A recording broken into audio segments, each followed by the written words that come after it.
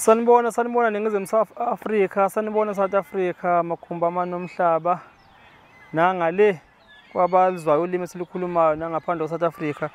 Siyanibingelela ngani zakwethu, nibingelela umduduzo wamkhonati sivela kwinhlangano ithuleleni. Siyinhlangano ke khona ngapha eSouth Africa kwaZulu Natal. Okuyinhlangano ke engenza inzuzo elekela umphakathi enkingeni zawo ngokuhlukana kwazo. Ngithi angiqale nje la ngani zakwethu. Siyawubona umthamo ongaphezulu kwamandla ethu abantu abalethe inkinga zabo ngani zakwethu. Sihamba kanzima, sinalo uxhaso amandla nama-resources asinawo. Siyazi ukuthi angeke sanisiza nonke bafethu, aningeke nasizakala nonke. So ke sicela ukuthi ngalokho uma ngabe ukuthi asikwazanga ukukusiza kungabe sathi abantu ababi kuwena, siyafisa khona ukukusiza. Kwabanye sigcine singakwazi ngisho ukuthi sifike kubona ukuthi bakude asikwazi ukuthi siye because uyubona ukuthi using public transport ukuthi siye kubona kungahamba kuze kuhlwe. Amanye amake sigcine sesibuka nje ngoba esikwenzayo sikwenza ngothando nangoqoqo lokusiza umphakathi wakithi ukuthi sikwazi ukuthi sibe nesizwe esiphilayo nesikwazi ukuthi silekelelane ezimini esibhekene nazo. Yilokho nje sikwenzayo ngani zakwethu. Ngisho uhulumeni uyazi sikhona kodwa naye akasinike support, but senza nomsebenzi wakhe siwenza kulela abantu. Bengithi ngiyangicacise kulokho kokuqala ukuthi siyacela ngani zakwethu ukuthi kwesibasizile akusho ukuthi laba abanye abangatholanga ngosizo ingoba bona benjani. Nathi amandla ngani zakwethu asinawo anele ukuthi sikwazi ukuthi sinilele nonke. Ukube kuyenzeka amandla sinawo ngabe siyakwenza ngane zakwethu, kodwa ke siyacela nje lapho ukuthi nisixolele kakhulu kulokho ngane zakwethu. Singabe sibe abantu ababi engathi mhlambe kuthiwa siyayitshela kanti kunjani, kanti umuntu akazi ukuthi usizi esisebenza ngaphansi kwalo nobunzima nengqinamba kungakanani. Ngidluleke ngane zakwethu lapho.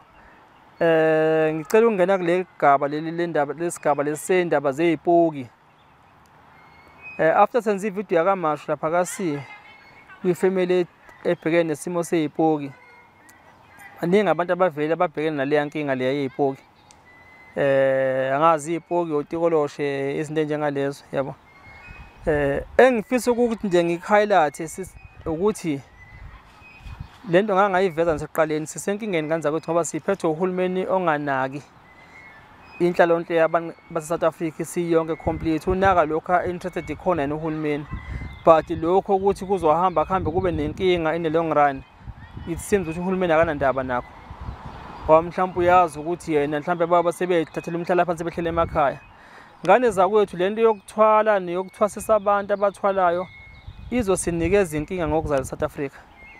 Kungaba kuhle kwamanje siyababona abantu abathwele bagibela imoto ezinkulu, bahlala emzini emikhulu, baflash imali ngayo yonke indlela. Kodwa ngokuhamba kwesikhathi iyoba khona inkinga. Okuyobe sekudinga ukuthi le moya kufanele igezwe kanjani bengasekho abanini bayo. Ngikhuluma lokho ngoba umuntu izinto ayitholayo nabantu abakhalayo nabababhekene nesimo sabo zokuthi baxakwe otikoloshe emakhaya. Siyazi nganza ukuthi esikhathini samanje le moya le ibekwazi ukuthi into egcwele ngapha ngakuthina abantu abamnyama ehlupheka endaweni zethu. Uyathakatha uMasibanibani, uyathakatha indoda yokuthi igibele imfene. But nasesilungwini njengamanje inyanga zamanje nabantu abathwele igubhu bahlala emajaldini manje banemali. And mawuzwa lezi igubhu zabo abantu baze bayithengele umuzi la bayibeka khona. Uyafika ke wona uzothenga umuzi awazi. Mhlawumbe umuntu lento akasekho usadlula emhlabeni. Uthenga umuzi, uyangena nomndeni wakho uyahlala kulomuzi. Nakho sekuvuka lenkinga ke ekhona njengamanje ukuthi usubheka notikoloshe. Wenze njani? Yikho ngithi nesibhekene nenkinga obuhulumeni khona izinto angafuni ukuzinaka ukuthi lokhu kuzoba nomthelo ongakanani ngokuhamba kwesikhathi. Yes, okwamanje kusabhekene nathi indle emnyama endaweni zethu ehlala kuzona ehlupheka kuzona. But kodwa lento namanje iyangena emajaldini ngoba abantu abanalezi isikhathi esiningi sebehlala khona emajaldini. Kunomndeni nje ekufanele siubone uhlala kwamanye amajalidi khona ngapha eThekwini. Baxakwe yizipoki. Ngizothi izipoki noma otikoloshe zibaxakile ngani zakwethu. Lento ke iyinkinga ke ekutheni ukuthi kubantu abadayisa imizi akakutsheli konke. Kungcono ukuthina ndle emnyama uma uthenga umuzi nawe uyubheka ukuthi unawona amathuna, uma unamathuna ayingeke asuwuthengi. But lo semajaldini komasabhabha laphana la khona ukuhlala abantu abadla izamba nelikapondo okuthiwa udayiswa ngama-agent. I-agent iyakutshela ukuthi kunesipoki la ekhaya noma udayisa umuzi. Uma usuwuthengileke lo muzi uba namandla wawuthenga, usuxakwa labo tikoloshi nezipoki ziklinya laphana, wenze njani?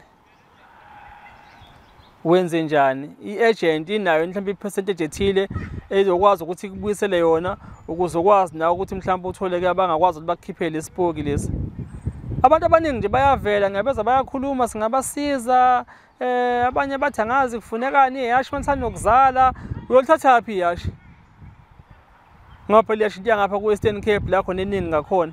Atholakala ku-Western Cape mhlawumbe into abayishoyo ngakhona ungayithola ngakhona, but izinto abayivezayo ukuthi ngabasiza ukuthi uyabona ukuthi izinto okunzima ukuthi zitholakale kalula. But-ke bafethu asazi kunodaba nje olubuhlungu la lento yotikoloshe nezipoki. Lo mama wangapha ngakoVerelem useze waqala ukubola ngaphansi, ngane zakwethu lalwa yiwona umkhovu.